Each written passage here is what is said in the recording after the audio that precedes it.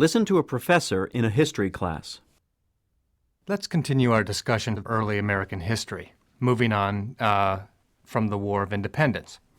The war we're going to talk about today had nowhere near the impact of that war, but it did produce one of the most celebrated expressions of patriotic fervor in our entire history, our national anthem. With the possible exception of George W. Bush's Iraq War of 2003, the War of 1812 was the most strongly opposed war in America's history. In fact, Francis Scott Key, who ended up composing the Star-Spangled Banner, was among those who originally advocated negotiations rather than war. On the other hand, many people were fed up with Britain's outrageous interference with American transatlantic trade. You remember that Britain and France were battling for global domination? Well, the British wanted to prevent American goods from reaching France. Eventually, the Hawks won out, and war was declared. As soon as hostilities began, it was clear that America was the underdog. David Hickey says, "The American army was understaffed, poorly equipped, and led by incompetent officers. The British?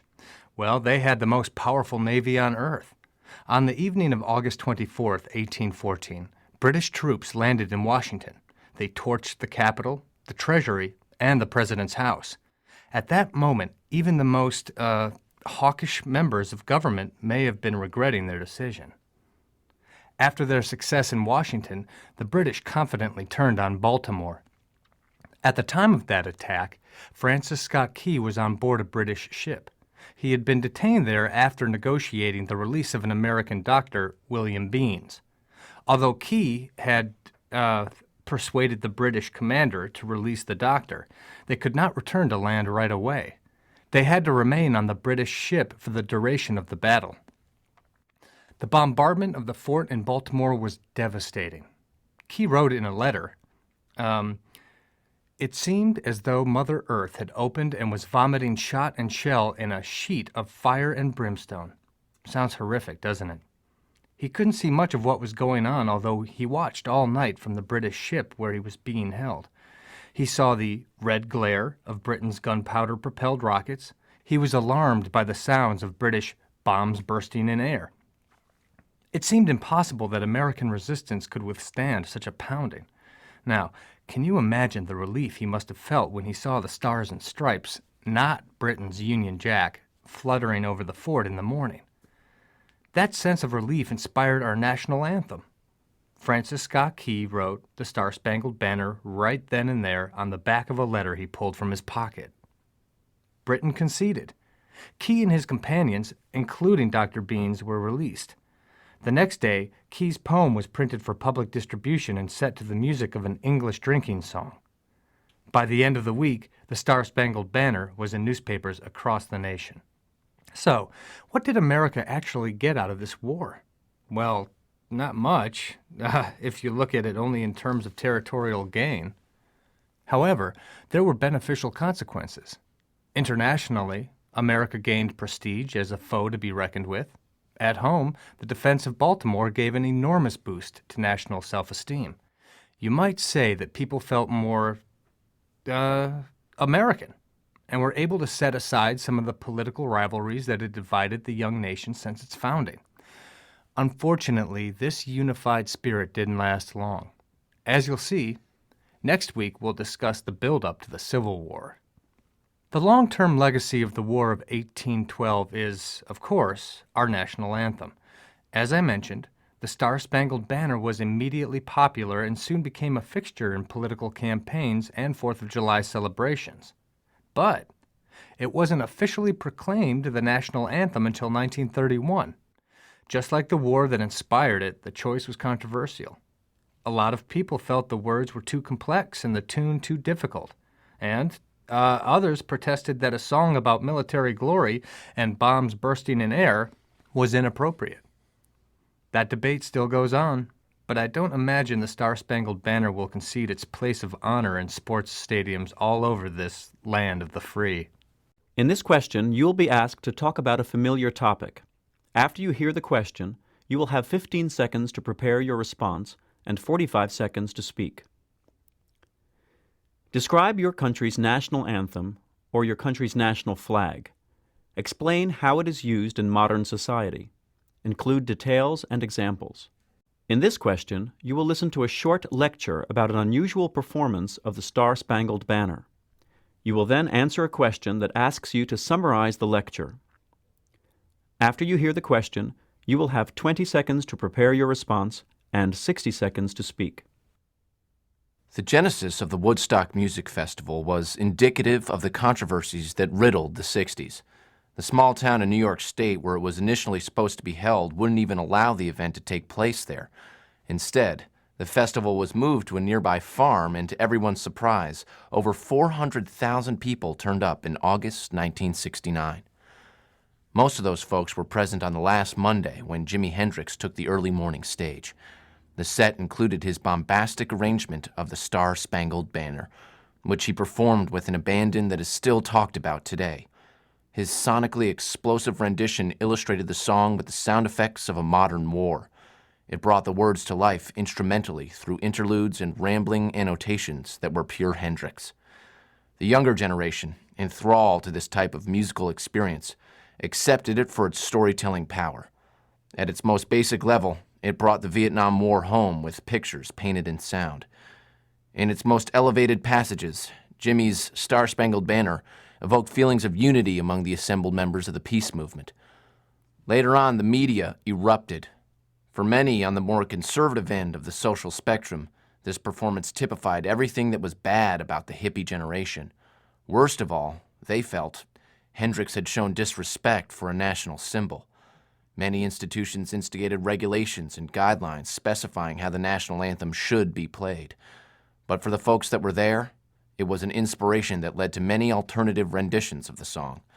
Many artists refer to it in later works. I quote Joni Mitchell. By the time we got to Woodstock, we were 500,000 strong, and everywhere was song and celebration. And I dreamed I saw the bombers riding shotgun in the sky, and they were turning into butterflies above our nation. Using points and examples from the talk, describe how Jimi Hendrix's version of the Star-Spangled Banner affected those attending the Woodstock Music Festival, as well as how it was interpreted by conservative groups. The speaker describes a performance by Jimi Hendrix at the Woodstock Music Festival. The Woodstock Festival was a controversial musical event that took place in New York State in 1969. Hendrix played the Star-Spangled Banner in a new and different way. He made it sound like war with sound of bombs. He used his instruments to create sound stories and pictures. The people who were there liked it very much because it was very powerful. Some people were inspired and wrote poems and songs about it. Others experimented with new ways of singing the anthem. On the other hand, more traditional people were shocked. Some places made new rules about how to play the national anthem. Listen to a professor in a biology class. If you've ever visited the Florida Everglades, you know that they form a beautiful and unique wetlands ecosystem. Covering 13,000 square kilometers of the Florida peninsula, the whole region averages an elevation of only 2.5 meters above sea level and is crisscrossed with lakes, tidal inlets, and small streams, even during dry seasons. The average rainfall in the Everglades is 130 millimeters annually, but during a bad hurricane season, that number can be much higher. The Everglades is home to a great variety of plant life. Some regions are dominated by cypresses, massive trees well adapted to wetlands regions of the Gulf Coast. Near the seashore, we can find mangrove thickets, and elsewhere we might find oaks, palms, or pine trees. Much of the Everglades is covered by thick, impenetrable sawgrass. This heavy growth of vegetation contributes to the formation of Everglades peat, a hydric soil of low oxygen content composed principally of accumulated organic material. Unfortunately, the animal life we see in the Everglades now is much reduced from even a century ago. Nevertheless, there are still many mammals like deer, mink, and the endangered Florida panther, birds such as red-winged blackbirds, ibises, and wood storks, and smaller creatures like snails, frogs, and crayfish. The Everglades has been severely impacted by the large neighboring human population, who in turn are discovering that a healthy Everglades can only benefit them. People have diverted water from the Everglades and drained much of the marsh for building. Pollution is a threat to plant and animal life. But increasing human awareness of the role of the Everglades in flood control and as a source of drinking water, as well as of its ecological value, has led to efforts to restore the Everglades. So we can be optimistic that this unique wetland will remain vibrant and healthy for generations to come. Now listen to part of a lecture on the topic you have just read about. Though it's certainly true that Imperial Russia was an autocratic society and that both Ivan the Terrible and Peter the Great contributed to the power of the autocracy, it should also be remembered that even in Russia there were institutions that were in some ways democratic and that the czars recognized the need for deliberative bodies to advise them. Ivan himself introduced the Zemsky Sobor, a council of advisors drawn from all classes of society except the peasantry. While at first this body had little influence, in later years it would often be called to consider questions of imperial succession, treaties, and other foreign and domestic matters. Two more representative bodies were introduced in 1859.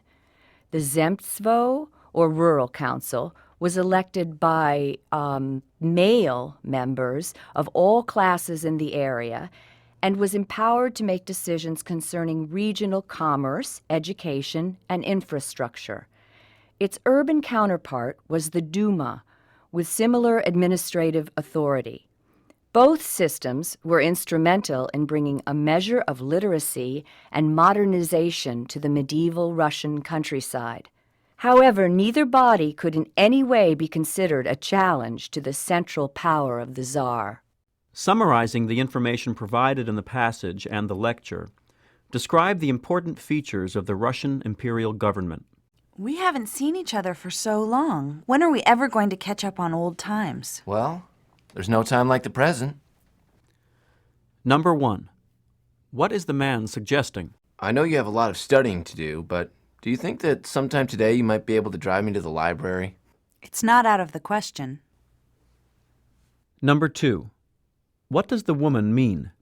What does the woman imply? Why are you so angry with Tony? He's supposed to be working on our group report and he hasn't lifted a finger. Number 4. What does the man mean? I always hate coming here. Well, maybe if you didn't eat so much candy, you wouldn't have to come here as often. I don't have a cavity. I have a chipped tooth. Well, you do have a bad habit of chewing on ice cubes. Number 5. Where are the speakers? What had the man assumed about the woman? What does the man suggest about her problem? Listen to a professor and a group of students discussing research methods for studying cougars. Well, here we are again. Today I want to talk about the most appropriate method to use for our cougar study. Before we look at the various options, let's just make sure everyone is familiar with the background to this discussion. Why do we need a cougar study? Yes? Well, cougars are a pretty hot topic for lots of people, and managing cougars is really controversial. On the one hand are the conservationists who want to protect the whole ecosystem, including this large predator. On the other hand is the development lobby that sees the wilderness as a potentially lucrative building site. Then there are the hunters who hate cougars because they think the cougars kill too many of their deer. Oh, and at the opposite end of that spectrum are the animal rights people who don't believe in hunting or killing anything. The entire debate is overshadowed by concern about cougar-human conflict. There have been several instances over the past few years of cougars attacking and sometimes even killing and eating humans. Yeah, but the cougars were there first.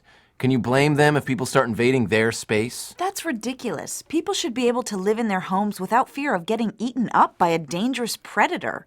We need to kill them, especially if they hang around areas where humans live or play. All right, everyone, those are all interesting points, but I don't want to go into that debate just now. All we're going to do today is try to decide what methods would be best for studying cougars. Joe mentioned that cougar management is a delicate issue. One of the reasons it is so controversial is that we know very little about these cats. Because of their solitary nature, their stealth, and their perfect adaptation to their habitat, they have always been elusive research subjects. As biologists, we rarely get a chance to observe them in the wild to find out about their ecology. We don't know how far they range, what or how much they eat, how they interact with each other, how young adults establish new home ranges, how they relate to other predators like bears and wolves. We also don't know much about how they respond to anthropogenic influences. Impact from the presence of humans. Our ignorance means we don't know how to manage them. We don't know how much land, in what areas we need to set aside for healthy cougar populations to survive. We don't know how deer hunting affects their prey base. We don't know how a cougar hunt might affect their population. Lots of questions. What do you guys think of the available research options? I like the idea of training sniffer dogs to find cougar feces and then doing DNA analysis on the feces. We'd be able to identify individuals, so we'd find out how they roam by mapping the locations where we find the feces. We could also identify familial relationships between individuals, which would tell us about intraspecies interaction. Oh, yeah, of course we'd also be able to tell what the cats have been eating by analyzing whatever hairs and bones we find in the feces. What about GPS collars? You know, the kind of radio collars that use satellites? Like the thing you can get in cars nowadays to tell you where you are. I propose we capture and place GPS collars on as many cats as we can. That technology is so advanced now we'd get extremely detailed location data. You're right about GPS technology, but do you know how much those collars cost? I don't think our project budget will allow us to buy enough to get the data we need. Also, you need to remember that capture rates tend to be biased towards males, and for our purposes, it is crucial that we get a representative sample of the population. I support Pat's suggestion of using dogs to locate feces and then doing food studies and DNA analysis. That way, we wouldn't need to lay hands on the cats at all.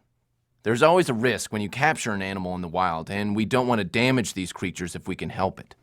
Well, it sounds like several of you are leaning towards the approach that requires the least intervention. That pleases me, because your suggestions are in line with what many biologists are currently advocating in the literature. In this question, you will be asked to state and support your opinion about an issue. After you hear the question, you will have 15 seconds to prepare your response and 45 seconds to speak. Some people think that wildlife does not belong outside of its natural habitat. They do not think that zoos should exist. Others believe that zoos serve an educational purpose that is more important than the rights of the wild animals. Which side of this argument do you support and why? Include details and examples in your explanation. Okay, so zoos, do they serve a useful purpose? Well, in my opinion, they do. I think zoos are important for a couple of different reasons. For one thing, they can really inspire people to care about the natural world. When someone makes a personal connection with an animal at the zoo, it can have a profound effect. That person might become interested in the fate of that animal in the wild. That's the really important role for zoos. Education, I mean.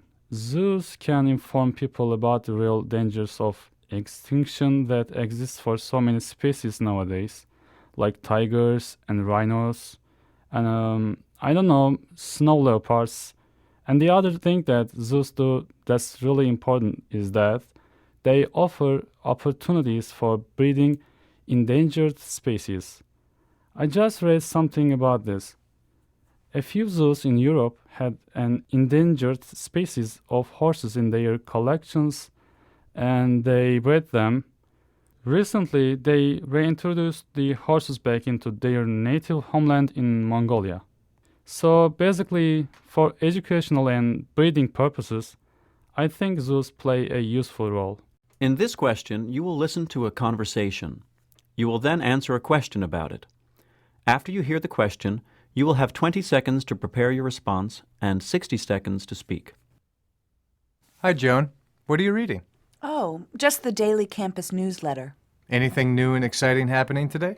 Well, I see the university has a plan to deal with the problem of, stray cats on campus. Oh, I didn't know there was a problem.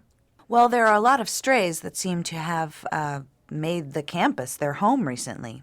You haven't noticed them? They can make a bit of a mess, and, apparently the university decided something needed to be done when many of the flowers that were planted around campus a couple weeks ago. Did you notice the new flowers? Sure, they add a lot of color to the campus. Well, it seems the cats dug a bunch of them up. So what's the school's solution?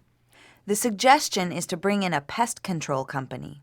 They'd try to capture the cats and take them away. Seems like that could work. I guess. But, I don't know. I don't know if I like the idea. Why not? Well, for one thing, it's not clear to me what would happen to the cats. That's a good question. The article doesn't say anything about that? No. I guess I really don't believe that the cats are such a problem. They don't bother me. And to tell you the truth, I've seen some students putting out food for them, feeding them. So I think there are students who like them around, you know? I've read that there's a type of, some kind of chemical that can be sprayed that keeps animals away from plants. If that was used, the school wouldn't have to worry about the cats digging up the new flowers. I suppose, but I'm not sure I like the idea of chemicals being sprayed around campus. There could be a natural repellent. That would be better than a chemical one, right? I think I'm going to do some research on this, and then maybe I'll, take my idea to the university office that's responsible for dealing with the problem. Using points and examples from the conversation, describe two possible solutions for dealing with unwanted cats on the university campus. State which solution you prefer and why. One of these students explains that the university they are attending has a lot of stray cats around on the campus. She says that the cats make a mess sometimes. An example of this is that the university planted some new flowers and the cats dug the flowers up. So they made a mess by doing that. One solution to the problem would be to have a company catch the cats and take them away from the campus. I think this student doesn't really like this solution. She thinks the cats can just stay on the campus, but the university can spray something around to keep the cats away from the plants. I like the idea of deterring cats from entering an area by giving them a negative experience, but I don't know if it would really work. Besides, the cats can make a mess in other ways on the campus, and I think a lot of students wouldn't like to have the cats around. So even if there are a few students who don't mind the cats, I think the university should try to get rid of them just to make the campus a cleaner environment for all the students. Listen to a professor in an education program talking to a group of teacher trainees. Today I'd like to outline some findings from research laboratories that might turn education on its head. We in the education world keep discovering silver bullets that are going to solve all our problems. 10 years later, we find a new one and we say to ourselves, weren't we stupid, and start all over again. Many of our experiments are not scientifically tested. We make assumptions and jump onto bandwagons without really knowing what we are doing. Our poor students, from preschoolers through PhD candidates, are the unfortunate guinea pigs for our sometimes disastrous experiments. Now, I am personally hopeful that a more scientific approach to learning might finally be possible. After decades of fads, you might think this is just another fad that will go away in a decade. But this is based on science, the science of how we actually learn. I mean hard, observable, testable, provable science. I mean brain science. Neuroscientists are able to make scientifically defendable statements about what factors affect learning. If we could take that understanding, that hard science, into account in our... yes, you have a question? Yeah, It seems kind of obvious that educators should teach according to how humans learn. Why hasn't anybody done this before? Good question. The fact is that much of this is new. Brain research is in its infancy. Naturally, scientists are reluctant to encourage educators to change methods and policies based on limited information. It is only recently that they have had enough data to be able to make conclusive statements about how we learn. The other thing is that the fields of neurobiology and education just haven't crossed paths before. But we are working on that. So, what can the brain scientists tell us that would influence how we should be teaching? Well, they have identified 9 brain rules. The first 2 are associated with general lifestyle. Sleep is important to the learning process, and exercise aids learning. You might think you already know this, but do you realize how important it is? Apparently, during sleep, we process all the input that we have received during the day and store it in the appropriate place. If we don't sleep enough, the information never gets put away, so the knowledge is never secure. Exercise. Wow, the data is incredible. Sorry, that is the wrong word to use. This is science. It has all been tested. It is believable. But it really is remarkable to note the different levels of achievement on a standardized test between groups that did regular aerobic exercise and those that didn't. Why don't our schools and colleges have exercise bikes in every hallway? Why are physical education programs always the first to get cut when things are tight? Why do students preparing for an important exam give up their places on the basketball team? It's the most Yes, question. Is this related to the stuff we read about stress? Bingo. Another brain rule. Long-term chronic stress actually diminishes learning ability. There are biochemical reasons for this that I won't go into now, but you're right. Stress is bad, and there is nothing like exercise for reducing stress. What's the next rule? Oh yeah, I love this one. Humans are natural explorers. Apparently, from a very early age, about 1 hour old, we start making and testing hypotheses.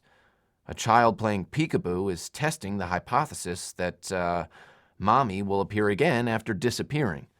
When the hypothesis that she will reappear is confirmed, it feels good. It's the discovery that enables learning. It's not the instruction. We should be giving our students opportunities to discover rather than just telling them stuff.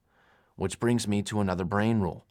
We shouldn't be telling them stuff at all, or even having them read stuff. We are visual learners. Think about it. We can absorb in very little time incredible amounts of information about what something looks like when we have actually seen it. Compare that to reading or hearing a description. I can believe both of those rules. I love looking at stuff and figuring things out. But how about remembering it all? Another brain rule. Repetition is important for memory. Apparently, we need to see or hear or experience something many, many times before it is secure. It might take years. On that note, we'll take a break there and talk about the last 3 brain rules later. I think standardized tests are stupid. Some people just freak out when they have to take a test. People like that often bump even if they are really good at whatever is being tested. It's not fair, because other people just learn tricks and manage to ace tests even though they don't really have a clue about the stuff. I guess I'm one of the lucky ones. I usually stay cool on test day, so I do pretty good. But lots of my buddies who work much harder than me, they just lose it, and then they flag really basic questions. In my opinion, there are serious flaws to standardized testing. Some people get very nervous in test situations. People like that often do poorly, despite being quite skilled at the subject. It may not be a fair test of ability. Other people develop strategies and perform well despite very limited knowledge of the subject. I consider myself to be among the fortunate few who remain calm on test day, so I generally do alright. However, several of my classmates who work much harder than I do sometimes panic. As a result, they fail to give correct answers on relatively simple questions. In this question, you will read a notice and listen to a conversation about the content of the notice. You will then answer a question. After you hear the question, you will have 30 seconds to prepare your response and 60 seconds to speak. City University is planning to provide free yoga sessions to students who will be taking exams this semester. Read the announcement from the examinations committee about this. You have 45 seconds to read the announcement. Begin reading now. Now listen to two students as they discuss this announcement. Yoga?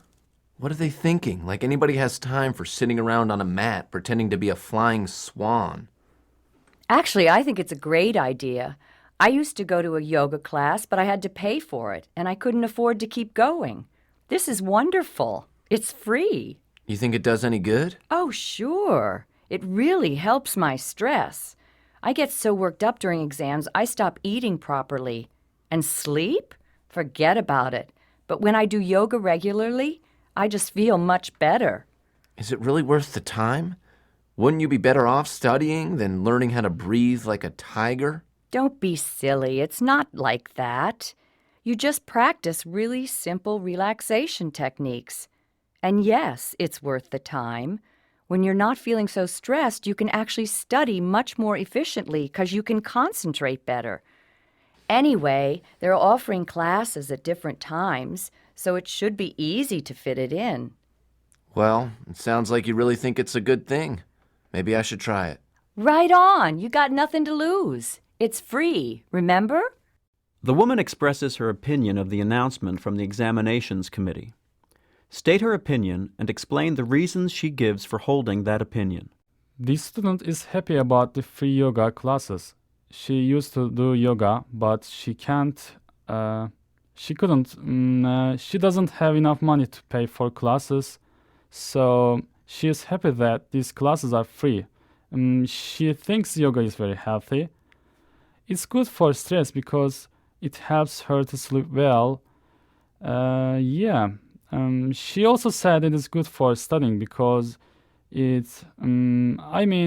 because doing yoga helps improve her concentration, and she thinks it's good that there will be classes at different times of day. The other student thought yoga is kind of a waste of time, but the one who likes yoga encourages her to try it. So anyway, basically, this student thinks yoga is good for health and for studying, and she's happy that the university is providing free classes at convenient times. In this question, you will read a notice and listen to a conversation on the same topic. You will then answer a question about them. After you hear the question, you will have 30 seconds to prepare your response and 60 seconds to speak. City University Student Residence is going to change its menu and increase fees. Read the announcement from the student residence manager about this. You will have 45 seconds to read the announcement. Begin reading now. Listen to two students as they discuss this announcement. Wait a minute. They're upping dorm fees again? What's that all about? Hey, don't worry about it. The increase in fees is tiny, less than $10 a month. Haven't you noticed how great the food has been recently? I guess. But I kind of miss those greasy fries they used to have. Are you kidding? Man, since they introduced this new menu with all the salads and soups and whole grain breads and everything, I've lost 5 pounds and I feel fantastic. Well, yeah, you're right. It certainly is much healthier. And you know what? It's actually working out cheaper, too. I used to go out to eat quite a lot because the cafeteria food was so gross. Now I just pay my dorm fees and I hardly ever go out. I don't mind paying a little bit more. True enough. And I have to say, I like the fact that they support the co-op. Anyway, I'm hungry. Let's see how the organic chicken noodle soup is today. The man expresses his opinion of the announcement from the student residence manager. State his opinion and the reasons he gives for holding that opinion. The man doesn't mind the increase in dorm fees. The dorm fees are going to go up a little because they have improved the cafeteria food. But the man doesn't mind because he feels the food is really a lot better than it used to be. The food is healthier and it tastes good. I think he said it tastes good. Not sure though. Anyway, he didn't like the cafeteria food the way it was before. He said it was gross, and he doesn't mind having to pay a little more because it works out cheaper for him in the long run because he rarely goes out to eat now. He likes eating the cafeteria food. So those are some of the arguments against deregulation. Now let's take a look at the arguments in favor. Frankly speaking, it's much, much easier to find the advantages of deregulation. First, cost. Direct costs of regulation are not very high, but the indirect costs are phenomenal. All those public interest groups campaigning, not always getting what they want, mind you, and industries throwing millions of dollars at politicians they hope will make regulatory laws in their favor. In 1975, the cost of regulation was said to be about $100 billion. Deregulation does not incur such outrageous costs. Next, prices typically fall after deregulation. This is because of an increase in competition. Remember I said that one aspect of regulation is entry into the industry? In other words, only a certain number of firms are allowed to operate in one industry. Well, isn't it obvious that if entry restrictions are abolished, competitors, and therefore competition, will increase? And equally obvious is that competition leads to drops in price, the consumer's dream. Let's move on to an example. The airline industry is often cited as an example of deregulatory failure. But when we examine the effects of airline deregulation closely, we can see that the problem is not really deregulation. After the airlines were deregulated in 1978, prices initially dropped, but quality of service decreased dramatically too. And then prices started to edge up again without an accompanying improvement in level of service. But what was to blame for this was not deregulation, but a series of mergers and acquisitions in the airline industry, which was leading to a monopolistic environment. This is a very interesting example. So for tomorrow, I'd like you to research what has been happening in the airline industry most recently. Now listen to part of a lecture on the topic you have just read about. Let's talk about the issue of deficit spending. As you may know, defenders of the federal government's steadily increasing budget gaps are fond of claiming that such Keynesian spending is merely a tool to keep the national economy on an even course. They claim that greater government spending in times of economic hardship is an effective means of restoring stability and energy to the economy. Well, in part, they are correct. When private demand is insufficient to keep the economy running at capacity, deficits can provide stimulation to a stagnant fiscal environment. But if this policy is used carelessly, deficit spending can have a negative impact on the national economy. In the first place, if the government runs deficits during a healthy economy, the government is competing with the private market for limited amounts of credit, which will drive up interest rates and reduce the amount of credit available to private investors, resulting in underinvestment. If the economy's production capacity is already maximized, increased government demand will compete with private sector demand, and price inflation will result. In fact, this is exactly what happened with the Kennedy tax cuts of the early 60s. The tax cuts took effect during a time of economic health, encouraging inflation at the same time the rate of government spending went up because of the Vietnam War. The result, as some of you may remember, was the stagnant economy of the 1970s, characterized by high unemployment, high interest rates, and high inflation. Second, in today's global economy, the U.S. government is as likely to borrow from foreign lenders as from those at home. That kind of deficit spending results in a net financial loss because the interest paid on the borrowed funds does not re-enter the national economy and ultimately can produce a negative economic impact. So because it can easily damage the country's economy instead of helping it, deficit spending is a dangerous, double-edged tool that must be kept under control. Compare and contrast the points of view expressed in the reading passage and the short talk. What are the similarities between the two? What are the differences? Which position is stronger? Use details and examples to support your answer. Listen to a conversation between a professor and a student. Excuse me, Professor Carter? Oh, hi, Sean. Did you get up a little late this morning? I'm sorry for missing your class again, Professor, but this time it's because I was a little under the weather. Oh, I'm sorry to hear that. Are you feeling better now? Yeah, much better. Thank you. And I just came by to get any homework you might have passed out. Did you do the reading assignment from yesterday? Which reading assignment? Weren't you in class yesterday? Oh, you mean the handouts. Yes, I did. Good, because we're going to talk about it tomorrow. Oh, I thought you went over that today. Well, at first I was going to, but then I decided it would be better to hold that conversation off until we finished the video. Remember we started talking about Enron towards the end of class yesterday? Well, we talked some more about that and accounting fraud in general, which led us to the Securities Act of 1933. What was that?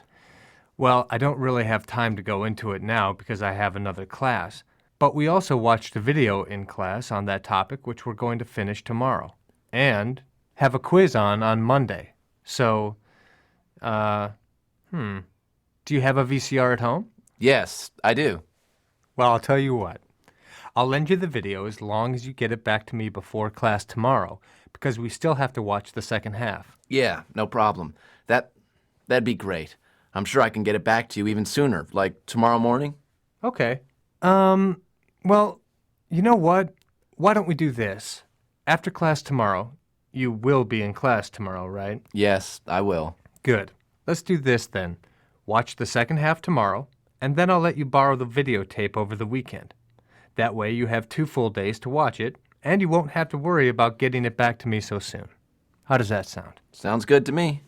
All right. Good. Just remember to bring it to class with you on Monday. I will.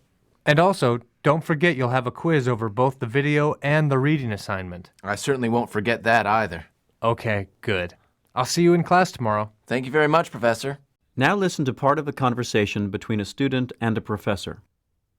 Excuse me, Professor Stein? Hey, Danny. I'm surprised to see you here.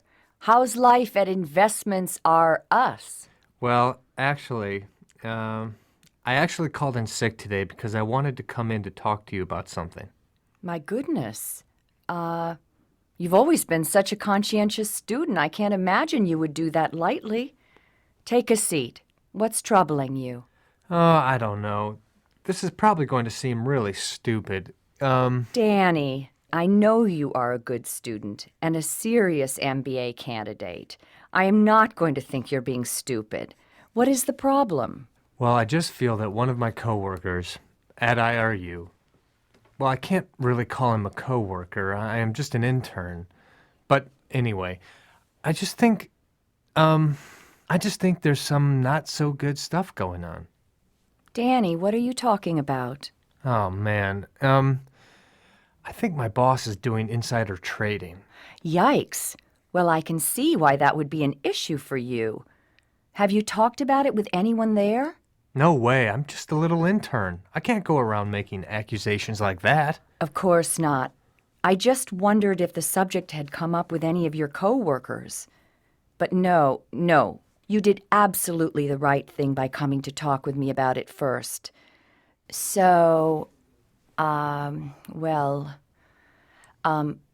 you talking about Mary Stewart? No. I hardly have any interactions with Miss Stewart. No, it's one of the new account managers. He was just hired last month. His name is... Wait a minute. We'll take this one step at a time. I'm glad it's not Mary. Now, they think you're sick today? Yeah.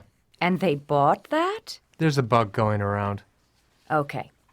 Well, Danny, I've always thought you were a good student. Let's see how much you got out of your business ethics class. Well, that is one of the main reasons I am here. After taking that class, I realized that this stuff is really important. Good. Well, let's start at the beginning. Why don't you start by telling me how you found out about it? Do you mind if I close the door while we discuss this? In this question, you will read a short passage and listen to a talk about the same topic. After you hear the question, You will have 30 seconds to prepare your response and 60 seconds to speak. Now read the passage about business and culture. You have 45 seconds to read the passage. Now listen to part of a lecture on this topic in a business class. When it comes to doing business in India, it is important to bear in mind that the business environment tends to be much more time flexible than it is here in the U.S. Punctuality, especially in government offices, is simply not a very high priority. You may find yourself waiting for hours to meet someone even though you had fixed an appointment days in advance. To avoid frustration, it's a good idea to call ahead and make sure the person you need to see is actually there. Greetings can be a source of embarrassment, so be aware that Indian women prefer not to shake hands with men. By the same token, Western women should not initiate a handshake with a man. Between men, on the other hand, a handshake is fine. The traditional greeting, which consists of hands pressed together like this, is always acceptable. Talking of hands, avoid passing or receiving anything with your left hand. It is not polite. Also, do not use a finger to point. Use your chin or your whole hand held open. If your associate is older than you are, make sure you find out the proper form of address. Indian elders are never addressed by their first name. If you happen to be older, do not be surprised if your associates are more comfortable addressing you with a title. Don't insist on being called by your first name. They may not be comfortable with such casual interaction. The professor describes some social differences between India and America. Explain how these differences relate to doing business. Cultural sensitivity is very important when doing business internationally. If you want to develop good relations with business associates, it's important that you don't do anything to offend them. In India, for example, it's rude to point with a finger. Instead, you should point with your hand. In America, people use first names a lot, but in other countries, that's not polite. In India, you should not call an older person by his given name. You should use a title like Doctor or Miss or Mr. Also, you shouldn't get angry about some differences like timeliness, for example. In America, people are always in a hurry and you mustn't be late. But in India, people are more relaxed about being on time. In this question, you will read a short passage and listen to a talk about the same topic. After you hear the question, you will have 30 seconds to prepare your response and 60 seconds to speak. Now read the passage about real estate. You have 45 seconds to read the passage. Listen to a professor addressing a group attending a seminar on buying a home. Buying real estate. Is it safe?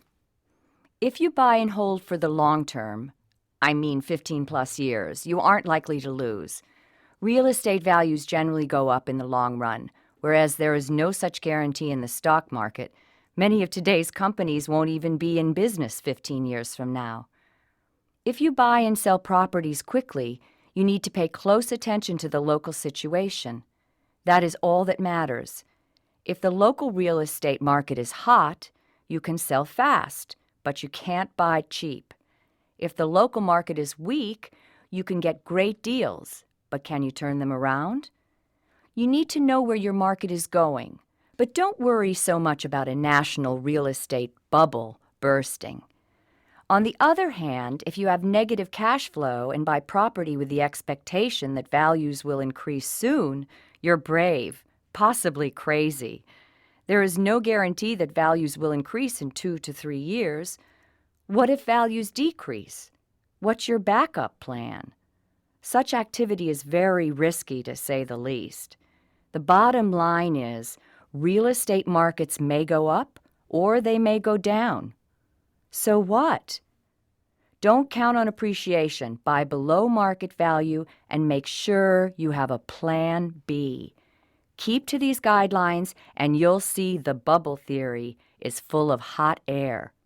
The professor discusses some factors to show that home buyers don't need to worry about a real estate bubble. Summarize her advice to potential buyers. So, some people are worried that recent increases in house prices indicate that there is a bubble in the real estate market. In other words, people are nervous that the bubble will burst and that house prices will collapse and that the economy will go down the drain as a result. The professor says that you don't need to worry about the bubble bursting. If you buy a house and hold onto it for a long time, like 15 years or more, if you buy and sell fast, it all depends on the local market. And if you have negative cash flow, I don't know what that means, but anyway, if you have that and you buy houses anyway, it's very risky. So basically, you should buy below market value if you can, and you should always have a plan B. A backup plan. If you do that, you don't need to worry about the bubble theory. Listen to a lecture in a psychology class. Picture a man walking into a restaurant. As soon as he enters the room, his heart starts beating rapidly, his palms start sweating, he feels a constriction in his throat, and when the host or hostess asks how many, he can barely voice the words two, non-smoking. And it becomes even harder if he's alone, because his condition is aggravated by the perception that he is the center of attention.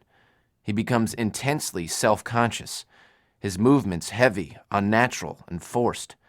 He believes everyone in the restaurant has suddenly stopped eating or talking to watch him. But more than watch him, pass judgment on him. Everything from his dress to his movements and the way he talks. His mind floods with the fear that he will lose face in the worst possible way. And the fear is a self-fulfilling prophecy. His own fear paralyzes him. It constricts the muscles in his body and throat that allow him to move and talk gracefully. It fogs his brain with confusion. His face turns red. Now he probably knows that this is all in his mind, that he's being irrational, but he can't help it. He has what's known as social anxiety disorder. Social anxiety is the third largest psychological problem in the U.S., affecting approximately 30 million people. But even as big a problem as it is, it's not even in the American Psychiatric Association's DSM, which stands for Diagnostic and Statistical Manual of Mental Disorders, the Bible, so to speak, for people in the psychiatry profession. The reason it's not listed is because it's not very well understood. It's estimated that 90% of people suffering from this condition are misdiagnosed. Now, this may be because the parts of the brain affected are also the same parts involved in disorders such as panic attacks, obsessive-compulsive disorder, and depression, disorders which, in many cases, actually follow social anxiety. In other words, if you experience social anxiety, there's a good chance that later down the road it will escalate into one of these more serious disorders if left untreated. So, what are the causes? Who gets it and why? Well, unfortunately, if you have it, you were probably born with it, a biological imbalance of a chemical called serotonin that transports signals between nerve cells in the brain. Although it could also stem from an embarrassing social event in the past, or it could be a combination of the two. The people who have it usually have a childhood history of shyness, and there's a good chance that a close relative also has it. But the symptoms, rapid heartbeat, sweating, blushing, breathlessness, confusion, usually appear sometime in the mid-teens. People who live with this condition and do not seek help end up with serious problems down the road. Anything from dropping out of school, or chronic unemployment, financial dependencies, alcohol abuse. Incidentally, it's estimated that 25% of all sufferers abuse alcohol. What else? Not getting married or having children, and worst of all, suicidal thoughts. As you can see, this can be a very debilitating disorder, to say the least. It can steal your happiness and leave you shrinking away from life in fear. So, what do? How do you cure a disease that experts don't completely grasp and misdiagnose 90% of the time? A combination of therapy and drugs usually works best. Talking with a therapist is essential for understanding the nature of the individual's problem. One individual may be suffering from an embarrassing past event, while another is suffering more from a wiring of the brain. The types of treatments and drugs will differ among individuals. Cognitive therapy helps patients confront negative feelings, shows them how to react differently to the triggers of the symptoms, and desensitizes them to the stimuli. Some of this may, in addition to one-on-one therapy with a psychiatrist, involve going to social skills training in groups where patients can role-play different situations that trigger their symptoms. As for drugs, there are many different types of medication, but the most popular is selective serotonin reuptake inhibitors, or SSRIs, because they have the fewest side effects of all drugs. But again, this depends on the individual. While SSRIs work for one person, the same doctor may prescribe beta blockers for someone who needs help controlling a specific symptom, say heart palpitations or sweating. Whatever the scenario, both medication therapy and behavior therapy have proven successful in treating social anxiety disorder. Now listen to part of a lecture on sociolinguistics. Students ask questions during the lecture. Today we will be looking at some new findings concerning so-called feminine speech patterns and styles of interaction. From the readings, can somebody sum up the speech patterns that have been characterized as feminine? Joe? Sure. Sociolinguists have observed that women's voices tend to rise at the end of a statement rather than fall, which is the more standard pattern. Also, women's speech patterns tend to include more questions, specifically tag questions like "aren't you?" or "don't you?" at the end of a sentence. They think this might be because women are seeking agreement or reinforcement of what they are saying. Good. Those are some of the better-known observations. Any more? Yes, Nobu? I have a quote here from the readings that I don't really understand. Nancy Bonvillain notes that women typically use more polite speech than do men, characterized by a high frequency of honorific and softening devices. Can you explain what honorific and softening devices are? Certainly. Honorific devices are formal stylistic markers. They are used to show respect for the person who is being addressed. Examples of honorific devices include, a simple example is the use of a person's name or title, like calling me Professor Green rather than saying, "Hey, Anne." Softening devices include the kind of things that Joe just mentioned, rising intonation and tag questions. They remove the assertiveness of statements and soften the impact. What softening devices do is give a sense of fuzziness to what is being said. Okay, let's look at an example. Pat's a mean person. That's an assertive, definitive statement. Note the downward inflection. I think Pat's kinda mean, don't you? Is much softer. Softening devices include indicators of opinion. I think. Hedges. Kind of, sort of, a bit. Phrases like that. And tag questions, don't you? Does that make sense? Yes, thanks very much. Now you might have noticed that in our discussions, I have referred to these characteristics as so-called feminine speech patterns. Current sociolinguistic research indicates that they may not be so much a factor of gender as a factor of status. In other words, the linguistic devices observed in women's speech may reflect their real and perceived social status with respect to men. You mean it shouldn't really be called feminine speech, but status speech or something? What would be a better name for it? Good question. I haven't gotten that far myself yet. Let me tell you a bit more about what has been observed. In order to test how feminine so-called feminine speech really is, an experiment was devised to observe the frequency of the occurrence of particular characteristics. 70 gender-homogeneous three-person task groups, 35 male and 35 female groups, were given the NASA Lost on the Moon exercise to solve. All groups were videotaped and 2 independent coders analyzed their interactions. The coders identified statements with the following properties as feminine. Number 1, a declarative content, but ending with a tag question. I think we should put the rope next, don't you? Number 2, statements that are declarative in content, but ending with a rising inflection. I think the gun goes next. Number 3, a response to a question that contains a suggestion, but is phrased as a question. Confused? So was I. Here's an example. The question might be, what should we put next? A so-called feminine response would be, what about the rope? As opposed to a more assertive male response such as, the rope goes next.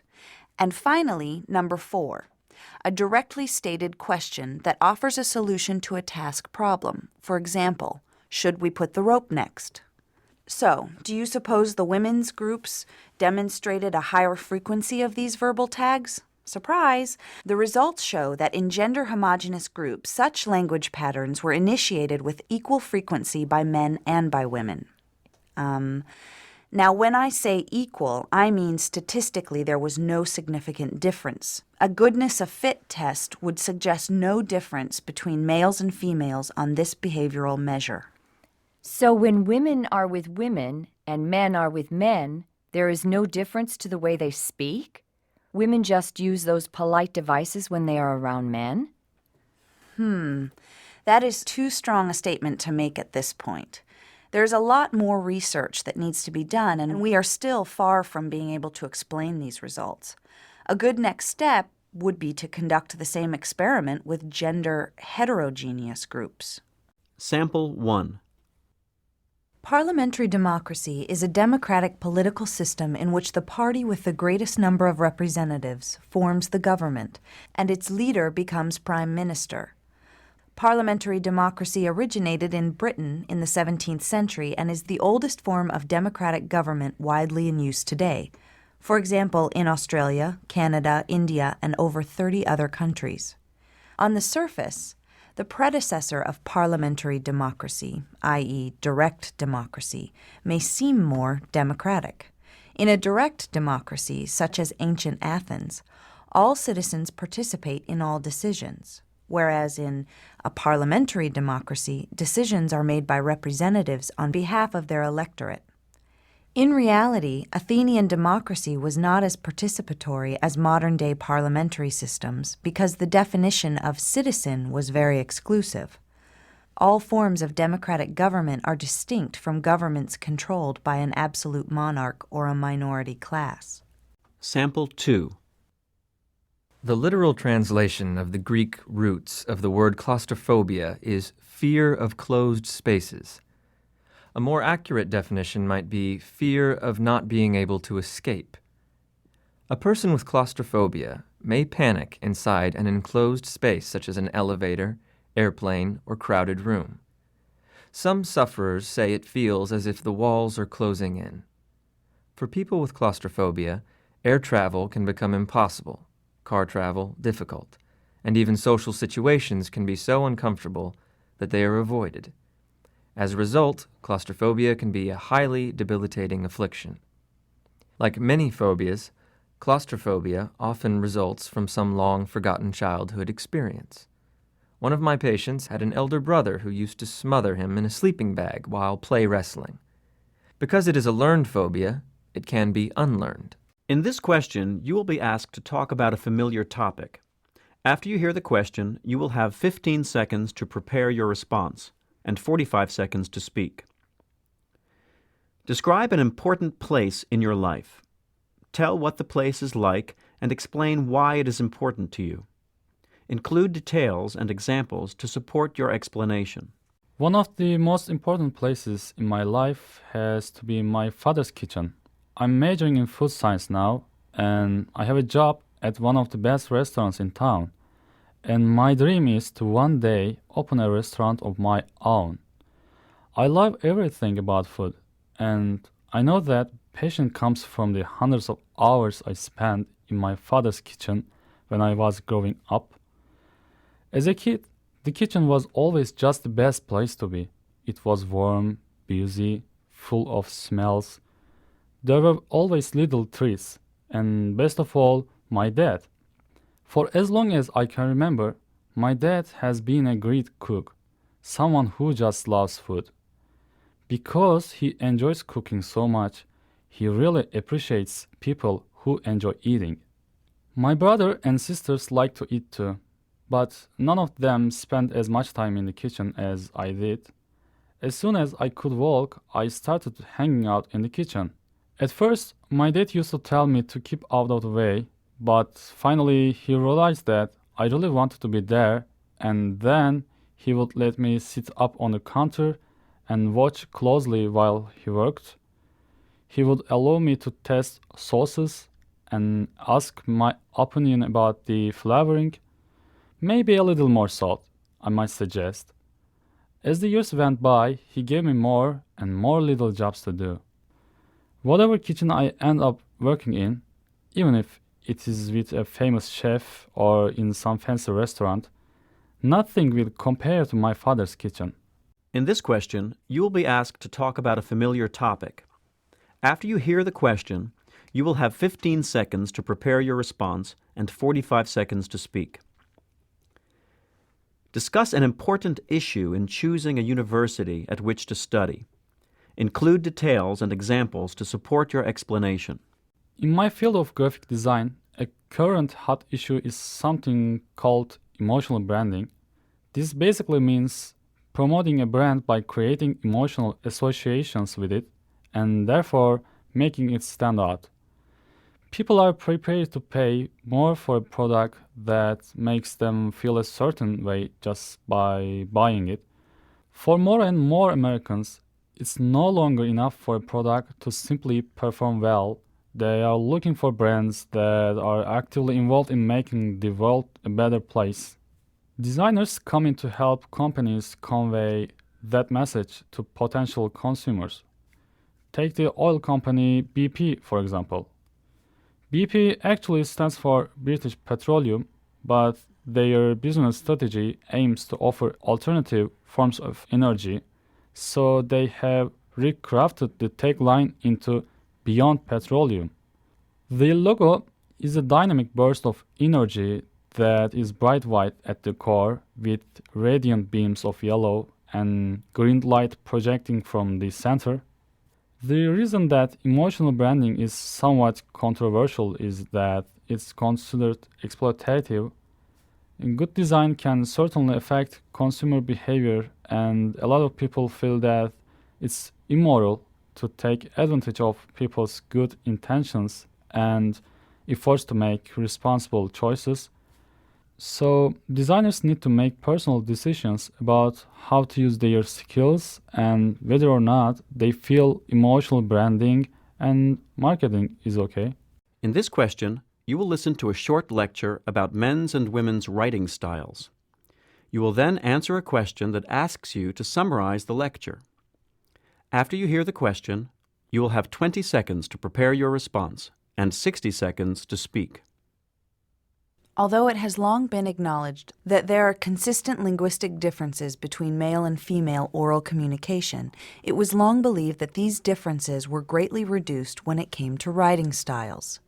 Some authors have even asserted that there is no difference between male and female writing styles in formal contexts. As part of a research project which attempts to identify reasons for the discrepancy in the numbers of men and women in science, we analyzed the writing styles in a number of grant proposals. We found significant differences in writing styles even in this highly formalized format. First of all, we found that female writing exhibits greater usage of features identified as involved, while male writing uses more features defined as informational. A so-called involved text shows interaction between the writer and the reader, whereas the so-called informational style creates greater distance between writer and reader. Put simply, male authors tend to give very specific information about the subject, whereas female authors create more intricate informational linkages between subjects. So readers of a female text need to be alert to those linkages. And our second significant finding was a distinct correlation between the characteristics of male writing with nonfiction styles and female writing with fiction styles. Characteristics of nonfiction, and also male, writing include extensive use of determiners and prepositions, while pronouns are more prevalent in fiction and female writing. To paraphrase, men write about what is happening and where. Women write about who is doing it. This finding supports our other observation concerning the informational style of men versus the involved style of women. So, do these findings help us understand the variation in success rates when it comes to getting science grant proposals funded? I believe so. Selection committees want to be informed as efficiently as possible. The male tendency to be explicit likely facilitates the efficient transfer of information. On the other hand, the so-called involved style of female writing may frustrate a board member who needs to read many similar documents in a very short space of time. Also, the frequent use of pronouns common to female writing might be considered irrelevant in a science research proposal. Selection committees don't care who will be doing it, they care about what will be done. Using points and examples from the talk, describe the differences between men's and women's writing styles and explain why these differences affect grant writing success rates. The lecture describes two important differences between male and female writing styles.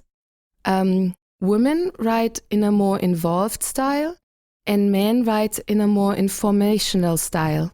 Also, male writing is more like non-fiction, whereas female writing is more like fiction. In other words, men write about the thing or the action and the details about that, but women write about who is doing what. The professor thinks that the people who decide about grants, that they might get frustrated by the female writing style because it is less efficient. They just want to know what, they don't care about who. So that is why male and female writing styles might affect the success rates of grant proposals from men and women scientists. In this question, you will listen to a short lecture about a mental disorder. You will then answer a question that asks you to summarize the lecture.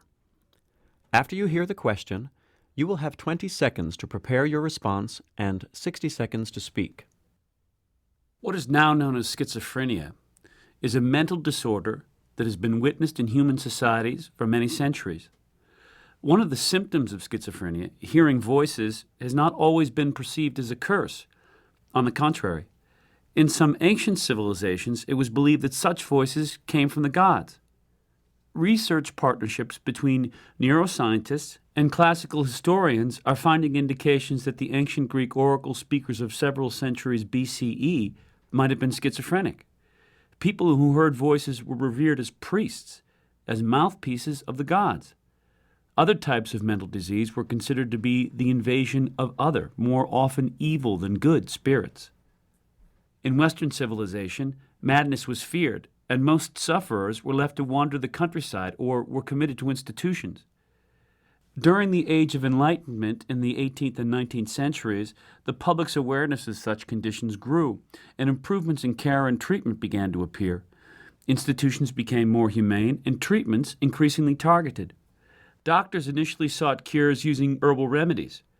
With the discovery of electricity came many treatments for psychosis, including symptoms of schizophrenia. One doctor claimed that a certain type of shock treatment could cure schizophrenia. These claims were highly questionable even at the time and are now believed to have done more harm than good. In fact, some 40% of patients undergoing this treatment ended up with fractured spines. Nowadays, schizophrenia is treated with an array of medications and psychotherapeutic interventions.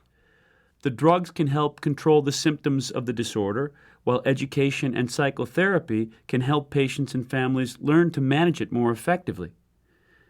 Virtually every rigorous comparison of medical approaches and social rehabilitation has shown that medication combined with social rehabilitation leads to a better outcome than either approach alone. Using points and examples from the talk, summarize how schizophrenia has been regarded over the centuries and how treatments have reflected those perceptions. The professor talks about how the mental disorder schizophrenia was regarded by ancient Greeks by 19th century medical workers and by modern psychiatry. The ancient Greeks didn't think it was a disease, they thought it was a way for the gods to talk to people. When modern medicine was developing 100 or 200 years ago, doctors tried to find cures for various types of madness, including schizophrenia. They tried herbal medications and electrical treatments, and they locked people up in mental hospitals. Nowadays, doctors are finding successful ways of treating this mental illness. Usually, treatment includes medication and psychotherapy. Now listen to part of a lecture on the topic you just read about. Now, I admit that I'm biased when it comes to Hemingway. I've been reading his short stories and novels for years and years, and I never get tired of them. But that's just praise based on my personal preference. So today I'd like to give you some more, shall I say, scholarly justification for Hemingway's greatness and how that greatness affected his works. First and foremost, Hemingway's background as a journalist probably influenced his minimalist approach to writing, which, in turn, influenced other great writers like, say, Raymond Carver. Though some critics say that Hemingway's rhetorical style was too simplistic, most literary pundits applaud his sheer genius. It's amazing how just by describing situations or senses very specifically, Hemingway can get quite complex ideas across to his readers. His dialogues are especially famous. They are simple, but so realistic. Reading them, you feel you are eavesdropping, spying on real conversations. It is because his rhetorical style is so direct that Hemingway is able to accomplish this. Next, again, despite what many critics say, Hemingway was not incapable of using rhetorical tricks. He tried double narration when a story is told from several points of view. In fact, he loved to experiment with point of view and, this brings up another point. He did try to write from a woman's perspective at times and, considering he was a man, did so quite well, I think. Many feminists might tell you differently, and we can discuss this point further once you've all read more of his works. Anyway, getting back to my previous point, another rhetorical technique, the most frequently used, in fact, that Hemingway employed was inference. He didn't tell the reader everything, but left out some details so that the reader would have to infer, to work for the meaning. The result of this technique is that Hemingway's stories are extremely challenging for a reader, but also more satisfying because of the effort we must make to solve the puzzle. Hey, I'm looking for a good novel to read, and I'm not really up on my classics. What do you recommend? How about Fahrenheit 451? It was a pleasure to burn. It was a pleasure to see things eaten, to see things blackened and changed. Okay. What about The Great Gatsby? Fitzgerald's writing is too pretentious for me. Hemingway? I've read all of his novels. Bernard Shaw? I don't like reading plays. I like seeing them. Oscar Wilde? I said I don't like reading plays. I was thinking of The Picture of Dorian Gray. I've read enough British lit. What else you got? Ayn Rand? The Fountainhead? She's more contemporary, isn't she?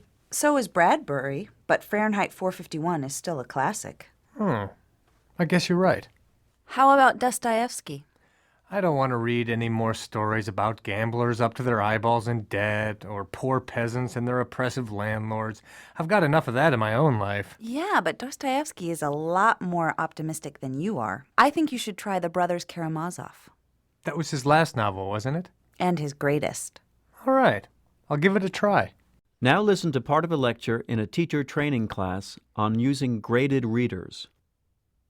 Although the use of simplified text in teaching, especially in EFL, or English as a Foreign Language teaching, has increased dramatically over the past decade, and the publishing industry is bursting with graded readers of every kind.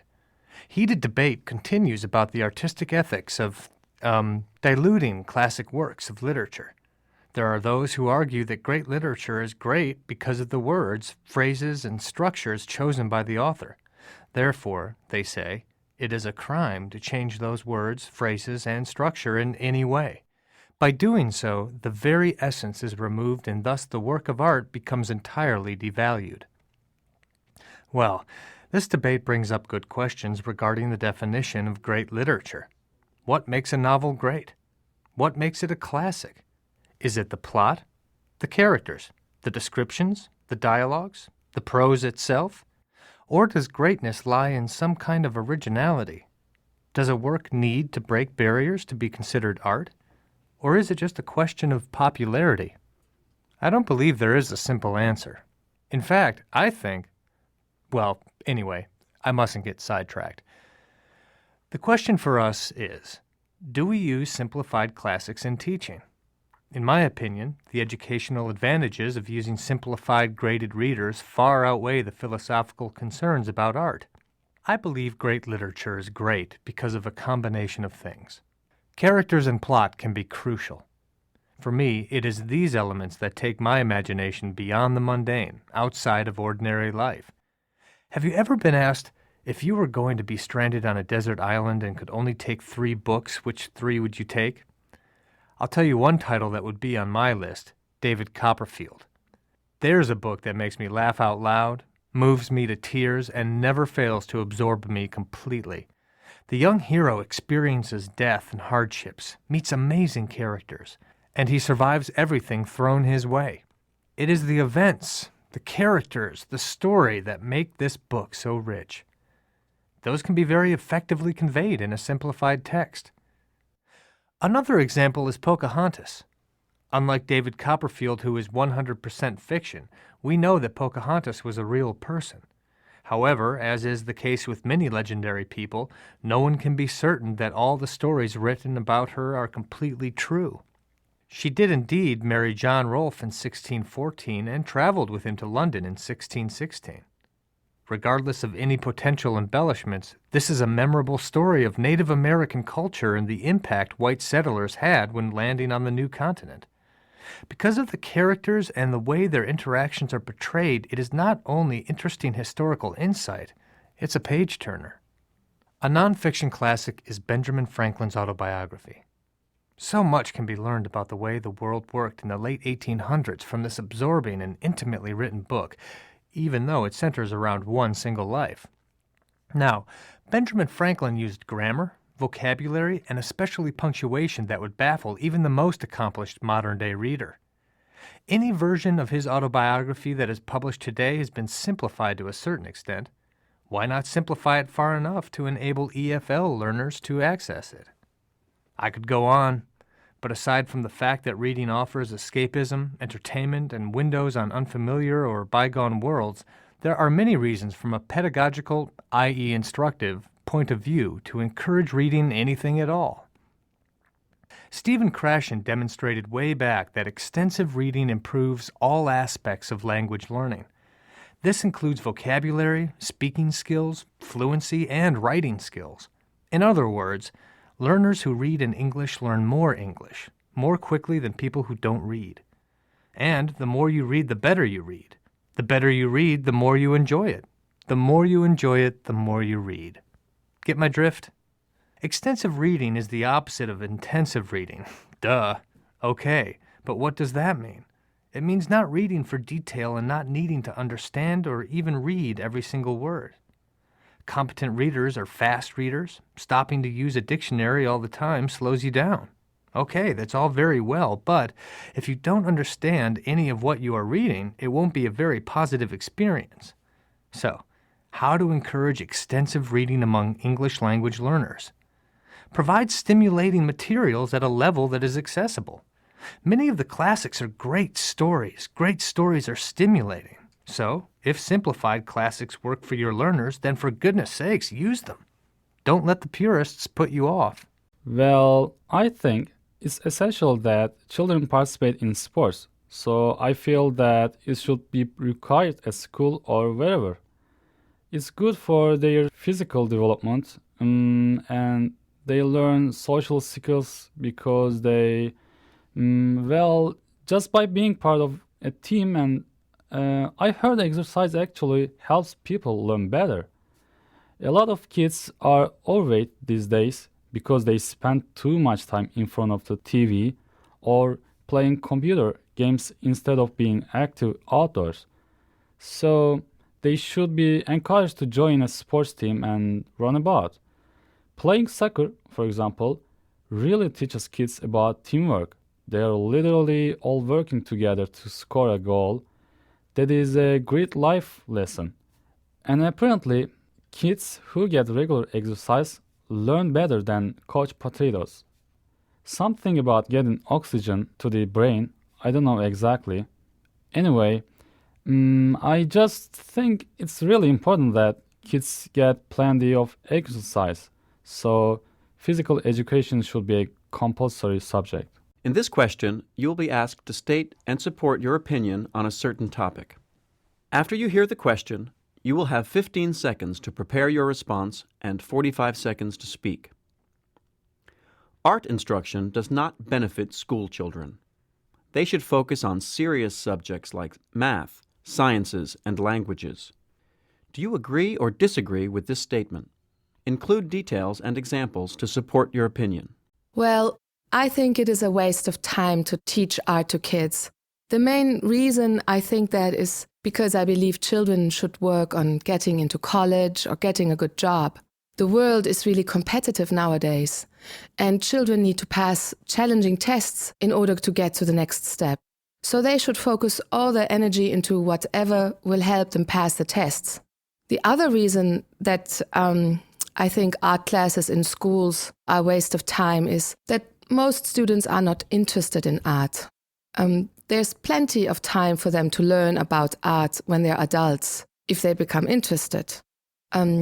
They can go to museums, and if they really enjoy learning about art, then they maybe will end up learning to paint or something. But you can't make money by doing art, so it is a waste of time and resources teaching art to kids. In my opinion, art is just a luxury, and young people should have other priorities. In this question, you will listen to a conversation. After you hear the question, you will have 20 seconds to prepare your response and 60 seconds to speak. Oh man, I just don't know what to do. Hey, relax. What are you working on? I can't decide if I should go to Italy or England for my semester abroad. What a great dilemma to have. I'm jealous. I suppose I shouldn't complain, but I'm just really nervous about making the wrong decision. Well, sometimes it's useful to write things down. How about drawing up a table for each option? Write a list of advantages and disadvantages for each one. Actually, I've already done that. Here's my Italy list. Oh, cool. Well, from this list, it doesn't look like a difficult decision at all. You've written 28 advantages for Italy, and your disadvantage column is empty. I know. I really want to go to Italy, mainly because I want to work on my Italian, and I love the heat, and the food, and the cappuccino, and the fashion, and the art, and blah, blah, blah. You've got quite a list here. What does your England list look like? Well, in my mind, there would actually only be one advantage to going to England. And that is? My parents want me to go there, especially my mom. Her family emigrated to the U.S. from England, and she still has a lot of relatives over there. But she doesn't know them. I think she kind of wants me to make connections with those relatives and build a bridge to her heritage or something. Okay, well, I see why it's difficult. But I think you should follow your dream and go to Italy. Maybe you could do a quick trip to England either on your way there or on your way back. Yeah, I really don't want to upset my mom, though. The students are talking about a problem faced by the man. Summarize his problem and the solutions being discussed. Then state which solution you prefer and why. The students are talking about one of the students is going to do a semester abroad, and he's trying to choose between England and Italy. It's pretty clear that he really wants to go to Italy, but his mom wants him to go to England. His friend advises him to follow his dream and go to Italy, and I think that is good advice. He's a college student and needs to start making decisions for himself. If he follows his mother's wishes and goes to England, even though he really wants to go to Italy, he might end up feeling resentful towards his mother. That would be bad for their relationship. I think he should explain to his mother why he wants to go to Italy, and I think she will understand. As his mother, she probably wants her son to be happy. So if she knew what he really wanted, I think she would be supportive. The reason she wants him to go to England is that she has relatives there. She should go and visit those relatives herself. She shouldn't send her son like a kind of ambassador. In this question, you will listen to a conversation. After you hear the question, you will have 20 seconds to prepare your response and 60 seconds to speak.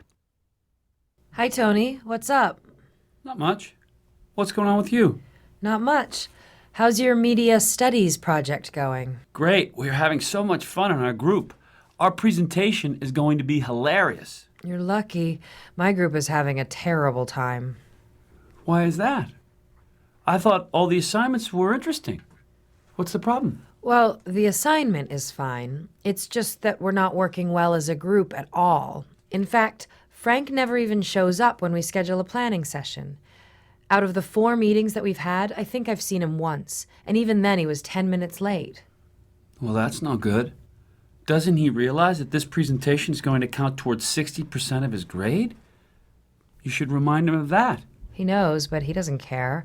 He's here on a football scholarship, so he doesn't need good grades. He just needs to scrape by. That's why he picked a soft subject like media studies. But the problem is that if he doesn't pull his weight, our presentation will be lousy, and the rest of us will also get lower grades. You need to let him know he can't do that. Just tell him, Frank, you are being a selfish little brat if you don't participate. That's easy for you to say. This guy plays linebacker. He's bigger than my refrigerator. Well, if you're nervous about confronting him, then you need to let Professor King know that there's a problem. I know he told us that part of the challenge was to work well as a group, but this situation is unusual. Most students care about their grades. I don't know how you can persuade Frank to participate if he doesn't care about his grade. Yeah, that's what I am beginning to think too. I hate to be a snitch, but I don't know what else to do. The students are talking about a difficult choice. Summarize what the options are and what advice is being offered. Then state which option you prefer and why. The man and the woman are discussing preparations for, they're discussing progress on preparations for presentations that they will be making in a media studies class. The woman has a problem because one of the members of her group, I think his name is Frank, is not participating in the preparation. So the woman is worried that their presentation won't be good and that her group will get a low grade. The man suggests that the woman talk about it and tell him, Frank that is, that he is being selfish. But the woman doesn't want to do that. I guess because that guy, Frank, the one who isn't participating, is a football player, so he is probably really big and strong. I think the man's suggestion is a good one. It doesn't matter how big and strong the guy is. He needs to know that he should contribute to the group. If Frank's behavior doesn't change, then I think the woman and other members of her group should also talk to the professor about the problem. Now listen to part of a lecture in a cognitive science class. In robotics, there are, simply put, 2 schools of thought when it comes to the development of humanoid robots. The traditional justification for developing this technology is to create tools that are more economically efficient than humans, or to provide needy groups such as the elderly with ways of remaining more self-sufficient for longer. On the other hand, a team at the Computational Neuroscience Laboratories in Kyoto, Japan, sees robotics as a means of learning about the human brain. I thought it was fairly widely acknowledged that robots are nothing like humans. If that's the case, how can that team learn anything about the human brain from robots? Indeed, you are quite right. Robots and people are very different. The human brain contains billions of neurons that are interconnected in extremely complex ways. How connections between those neurons are made and how those neurological interactions control movement and problem solving is still poorly understood. No computer has yet come close to simulating how a brain works. However, teams of neurologists and computer scientists are collaborating to test theories of how the brain works by building humanoid robots that incorporate simplified models of what certain groups of neurons in the brain are doing.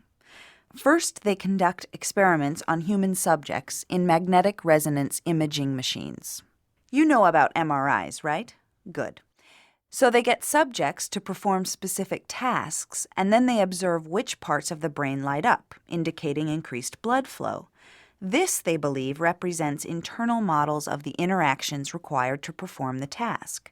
Then they combine the magnetic imaging data with electrical and magnetic recording techniques to decode how the mind works. From that so-called decoding, they attempt to build models. I heard this group recently received a large grant to expand their research.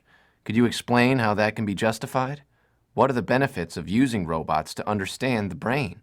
I can appreciate the value of developing robots to increase efficiency, but isn't this a bit of a stretch? Good question. One that is frequently raised by critics of the Kyoto lab. Their motivation lies in using robots to gain insights into how people move, think, make decisions, and interact. If doctors had a more solid understanding of how the brain works, it would certainly enhance their ability to help patients with brain injuries. First, they are trying to find out how healthy brains work. Later on, they'll be able to simulate damaged brains by switching off or limiting certain areas of the robotic controls. Secondly, by creating something that resembles the human brain, we'll be able to learn more about how we learn. There is a Japanese proverb that says, "To teach is to learn." In this research, scientists can literally observe how a robot learns. They can watch what algorithms are running in the robot's computer control center while a scientist teaches it a new movement or type of interaction. Those are the two main benefits that are hoped to come out of this research. How does that sound? Fair enough. Now, can someone explain why this is such a controversial approach to robotics? Well, I'm not sure, but it seems kind of backwards compared to the stuff we've been studying in this class. I mean, we've been reading about projects that are trying to figure out how to get robots to do certain things, like handle hazardous materials or explore other planets. Most robotics labs are working out ways to improve a robot's vision or navigational controls using digital technology and basic mechanics. This research doesn't seem to be about making the robot do something. It's about understanding how humans do stuff. Very well said. The focus is indeed on the human brain rather than on the robot. The goal is to understand the brain by creating the brain. Now, that is not to say that this research won't also yield benefits in the field of robotics. In fact, many believe that using robots to understand the human brain could eventually help produce more autonomous robots. As you will find out in next week's reading, we are still a long way from true AI, artificial intelligence, that is. Most robots still can't do anything that they are not specifically programmed to do. Professor Minsky describes today's robots as uniformly stupid. Please leave your papers on the desk at the front. When I read them, I hope I won't be reminded too much of today's robots. A friend of mine called me recently. He was very distressed. He said, "Mike, what do you do about all those, well, I won't repeat all the same words he used. What do you do about all those pop-up ads?" Now, I could tell by the stress in his voice that pop-ups weren't the problem. I suspected he had a virus. And when I took a look at his computer, sure enough, his computer screen was littered with pop-ups, popping up faster than he was able to close them. It was like he was playing Space Invaders and losing. We double-clicked on Internet Explorer and waited and waited and waited. In the meantime, Bill kept trying to kill the pop-ups. But then everything locked up. He hit Control-Alt-Delete and waited some more. His programs were all in not responding status. All telltale symptoms of infection. Lots of pop-ups, processing time slows to a crawl, the computer locks up. Well, fortunately, he had a backup of his critical files, so we used his system restore CDs to reformat the hard drive and restore his computer to its original condition. Now, the question is, what is a computer virus? How did Bill get it? And what can he do to protect his computer in the future? A computer virus is code written for the express purpose of replicating itself on many different computers and hijacking the computer's functionality to some degree. Computer viruses work basically the same as biological viruses do. They don't really live until they take over the machinery of the thing they're invading, the cells in your body, the software in your computer. And like their biological counterparts, they also range in severity, anything from the common cold to Ebola. Some cause minor disruptions that can be fixed easily. Others wipe out everything on your hard drive. Not only can they erase all your data, they can also steal it.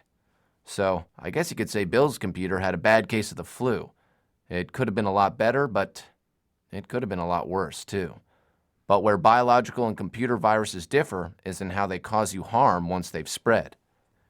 You can get the flu by just breathing the same air as someone who has it, and when you do, the flu virus takes over your cells immediately to cause you harm. But computer viruses need to be activated by a human, action to make your computer sick, so to speak. Well, most of them anyway. A subclass of viruses called worms can spread regardless of the user's actions, as was the case with the code red worm that exploited a security hole in Microsoft's IIS server back in the summer of 2001. And that was a big deal because it affected 350,000 servers and forced the White House to change its IP address temporarily to avoid an assault. But anyway, most viruses need to be executed by a person. And most of them are spread through email messages as attachments. They can sit in your email inbox or on your hard drive if you happen to save them there. But once you open it, once you double-click on it, the virus is launched. And once that happens, you can do nothing more than pray that it's the 24-hour flu and not Ebola. Just like any doctor will tell you, the best medicine is preventive medicine, and this goes for your computer as well. This means having security software installed on your PC or Mac. First, make sure you have a firewall. As the name suggests, this is a software program that protects your computer from danger by screening out hackers, viruses, and worms. But the firewall is only the first line of defense. The second is up-to-date antivirus software. Since many viruses are attached in emails or masquerade as legitimate programs, which are called Trojan horses, by the way, the firewall is not able to screen them out. The last line of defense is you. As I said before, it's the action of a person that launches the virus. So be skeptical of any emails with attachments from people you don't know. Don't open them unless you trust the source. Now, I've given you some broad strokes here. What I'd like to do now is go over some specific antivirus software programs and other antiviral strategies to keep your computer safe. But before I do that, are there any questions so far? Unfortunately, the use of facial recognition in public video surveillance hasn't quite lived up to expectations. Remember all the hype surrounding the technology at the 2001 Super Bowl in Tampa? Well, 2 years later, Tampa police stopped using facial recognition software because it failed to lead to even one arrest. At Boston's Logan International Airport, 2 systems failed 39% of the time in a test with volunteers. Officials got a lot of flack from privacy and civil liberties groups who claim the error rates are too high, given the imprecision of the software. For example, the system assigns a value of comparison on a scale of 1 to 10. A match is declared if the score is above a predetermined threshold. So let's say the administrator sets it at 7 or 8. The probability of a match wouldn't have to meet such a high percentage. Also, the measurements of the face can also be distorted by changes in age and weight, not to mention obstructions caused by facial hair and sunglasses. All these variables open the door for falsely accused suspects or false positives. False negatives are also a drawback. Face cams have been touted as a way to prevent the recurrence of another 9/11. But only 2 of that day's 19 hijackers were already known to authorities, which means that even if all 19 faces had been compared to those in the database, only 2 would have shown up as a match. In addition to accuracy concerns, Some worry about how this technology may be used for other things in the future. Anything from an Orwellian government tracking our movements to, businesses using information about our habits for direct mail advertising campaigns. In this question, you will read a notice and listen to a conversation about the content of the notice. After you hear the question, you will have 30 seconds to prepare your response and 60 seconds to speak. Western University has put out the following notice on their website. You have 45 seconds to read the announcement. Begin reading now. Listen to two students as they discuss this announcement. What is this all about? People have to kill their electronic pets? What's an electronic pet? Oh, it's a big deal. You know Sally? Well, she was totally crazy about some weird computer program that behaved like an animal. She had to feed it and stuff. Are you serious? How can you feed a computer program? I'm not sure how it worked exactly. I think she had to click on various things at regular intervals, and then the animal got food and water and, I don't know, kind of cuddles and stuff. Wow, sounds weird. Yes, it was pretty strange.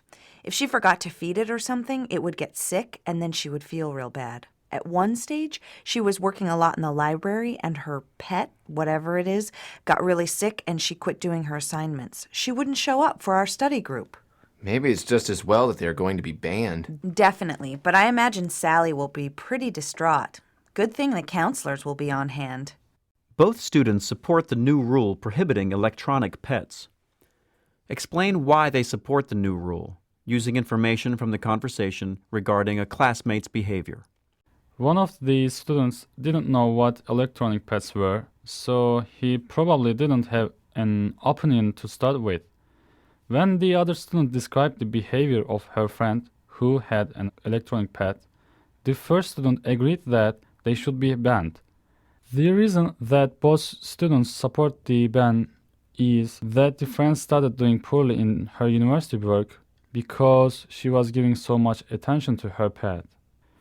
She missed assignments and study group meetings, so by the end of the conversation, they both agreed that the electronic pet ban was a good thing. In this question, you will read a notice and listen to a conversation about the content of the notice. After you hear the question, you will have 30 seconds to prepare your response and 60 seconds to speak. The University of the Arts posted this notice in preparation for the registration of the upcoming fall semester. You have 45 seconds to read the announcement. Begin reading now. Listen to two students as they discuss this announcement. Oh no, I knew this was coming, but I really hoped I'd graduate before it happened. What's the problem? Don't you like e-planners? I guess that's just one of the challenges of being a so-called mature student. I just don't like technology.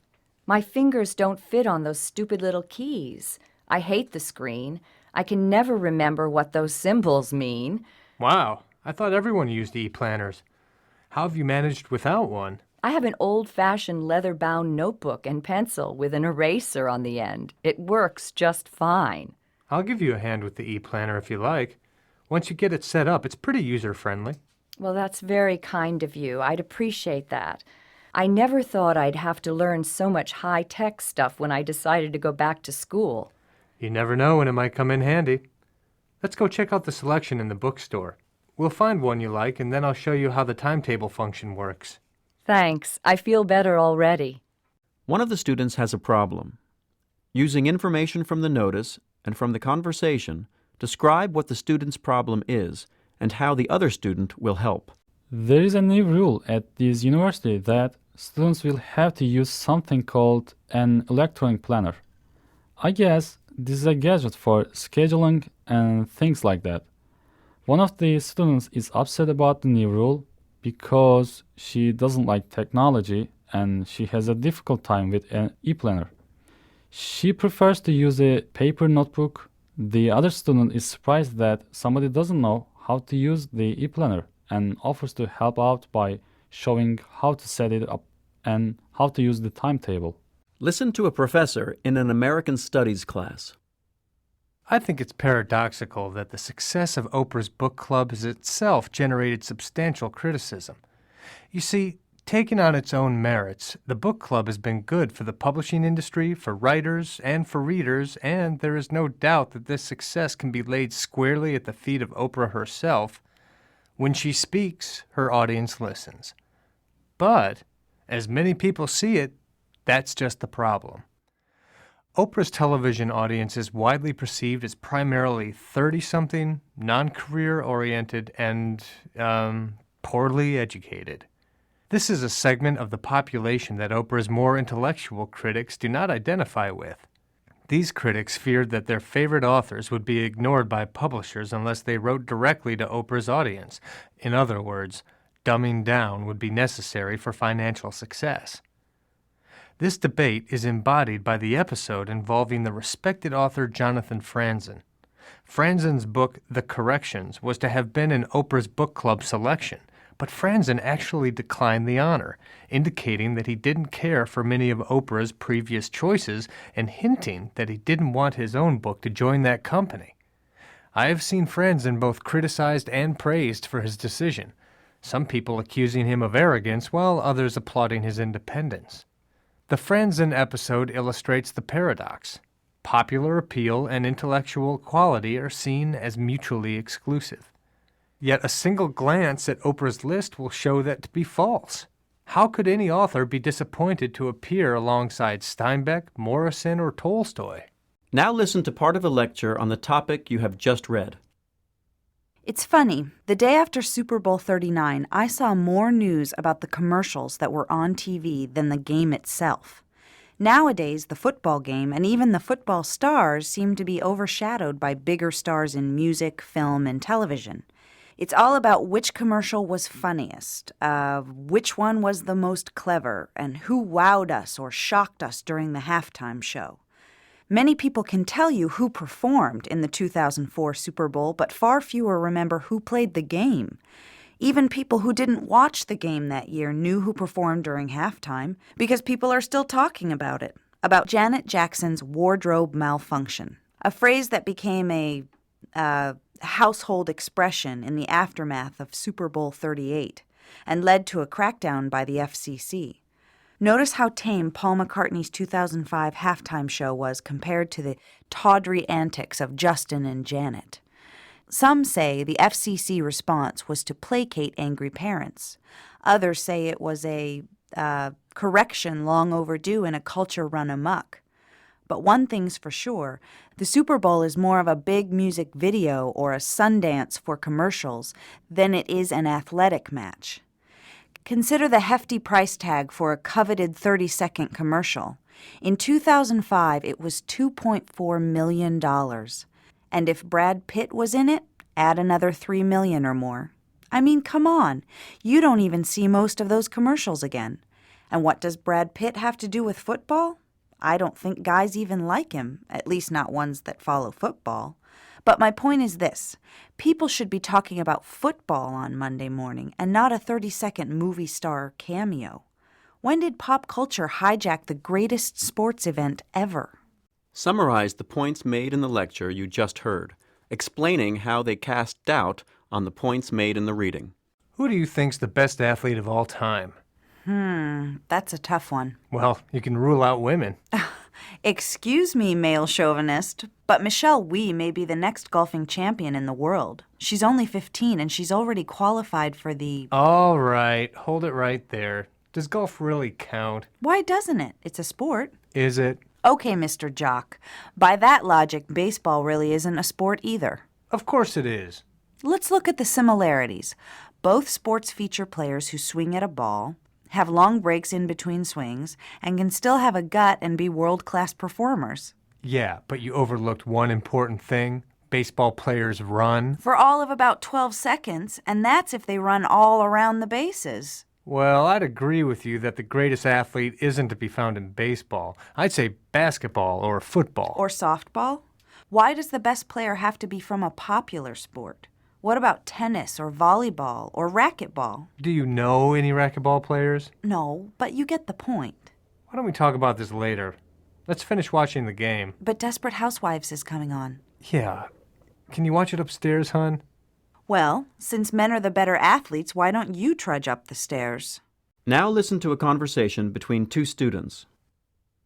Hey, Pat, could I ask your advice about something? Shoot. Well, the thing is, my girlfriend is playing in the finals of the intramural volleyball tournament tomorrow, and she really wants me to be there. But you have something else going on at the same time. Well, yeah. Ages ago, I don't know, maybe 3 months ago, I signed up to help clean the dance theater, scrape gum off the bottom of seats and stuff. Oh, that sounds like fun.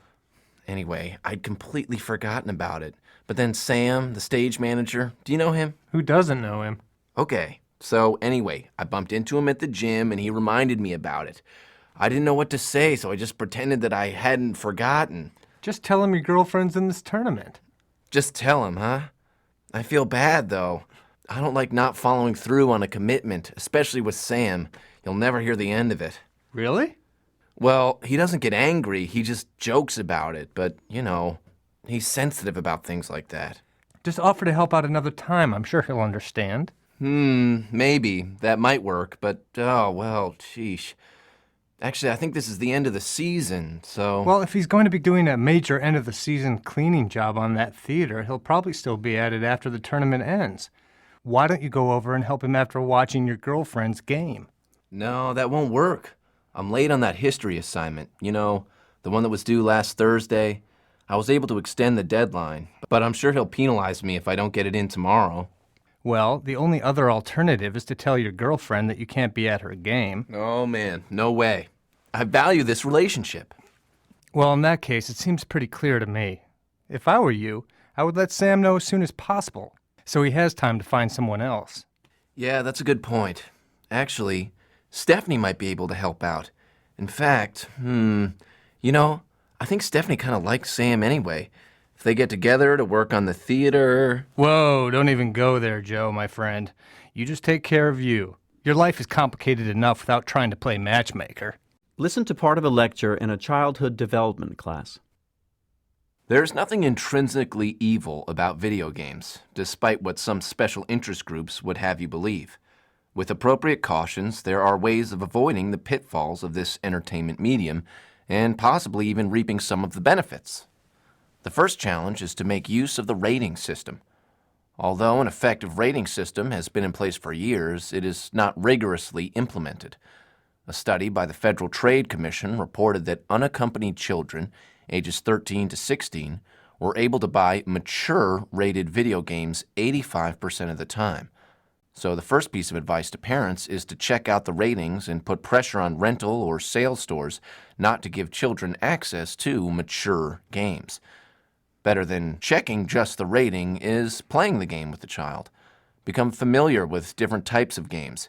And that way, you will be able to encourage the use of games that require strategic thinking and problem solving in addition to fast reflexes. The professor outlines steps that parents can take to protect children from some of the negative aspects of video games. Summarize the professor's advice in relation to the passage you read. The professor says that parents can avoid one of the negative aspects of video gaming by paying attention to game ratings. How video games are rated.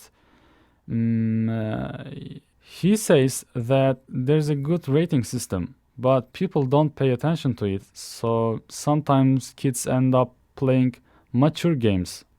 He also encourages parents to play the games with the kids. He says that you should become familiar with different kinds of game so that you can choose games that have a positive side and that are more educational. For example, he says some games are good for developing problem-solving skills and fast reflexes. In this question, you will read a short passage and listen to a short talk on the same topic. After you hear the question, you will have 30 seconds to prepare your response and 60 seconds to speak. Now read the following passage. You have 45 seconds to read the passage. Listen to a professor describe the second race of two worlds. After their humiliation in their own backyard the previous year, the European teams were determined to stop the Americans from winning again. Ferrari had 3 cars, while Maserati had designed a special Indy 500 type racer. The event was divided into 3 heats. In the first, Musso led Americans Eddie Sachs and Jim Rothman. Sachs' engine blew up, and for a while it looked as though the Italians had a chance of regaining their honor. However, Musso was eventually forced to give up his leading position because he became overwhelmed by the methanol fumes. This fuel was a first in European racing, and many of their drivers succumbed to the fumes. The Americans, on the other hand, were accustomed to methanol because it had been commonly used in the United States for years. Musso's withdrawal meant that the first heat went to Jim Rothman, who also took the second heat as well as the third, and so the crown once again went to an American. His average speed was 166.73 miles per hour for the 500 miles. No European event driver had even come close to that speed all year. Acknowledging that the Americans were second to none when it came to banked speedways, the Manzanapolis was not repeated again. Summarize the similarities and differences between the two races and the reasons that the Americans won both. Well, in the second race, the Europeans really wanted to win badly. At first, the Italian team did well, but then the driver, I think his name was Musso or something, anyway, he lost his position because he got sick from some kind of fuel. Then the American drivers were used to that fuel, so they were okay. Then an American driver won the second and third races also. I guess the Europeans realized that they couldn't beat the Americans when driving on steeper banks, so they didn't repeat the race again.